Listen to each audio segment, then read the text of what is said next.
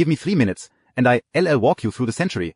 Old automotive legend, BMW. Anyone who drives a BMW knows that back in the day, its predecessor was the Bavarian Aircraft Works, founded in 1916. They originally made a name for themselves building sleek, biplane reconnaissance aircraft. During World War I, they supplied aircraft engines to Germany. But after Germany lost the war, the Treaty of Versailles classified airplanes as weapons of war and strictly banned their production. Forced into a corner, BMW had to sell out to the Knorr-Bremse brake company. Then, a financier named Camillo Castiglione bought the engine production business, packing up the workforce and the equipment with it. The company name and that iconic blue and white logo were also transferred over to the Bavarian Aircraft Works. In 1922, the Bavarian Aircraft Works and the Bavarian Engine Works merged to officially become BMW, and they built their very first motorcycle engine. The very next year, they dropped their first motorcycle, the R32. When it debuted at the Paris Salon, it hit like a massive bomb, officially marking their entry into the vehicle manufacturing game. The Boxer engine equipped in that bike is still being used today and totally set the DNA for their engineering. In 1928, BMW bought the Eisenach car factory and started building cars. By 1929, they rolled out their first mass-produced car, the Dixie. At the 1933 Berlin Motor Show, BMW showed off their brand new 303. 3 years later, the legendary BMW 328 sports car was born. With its lightweight design and 6-cylinder engine, it's still worshipped as an absolute classic today. Right before World War II, BMW went back to its roots, military manufacturing. They built several crucial aircraft engines, including the BMW 801. This beast powered the German Focke-Wulf 190 fighter jet, pumping out 1,600 horsepower and serving as one of the military's main fighters. At the same time,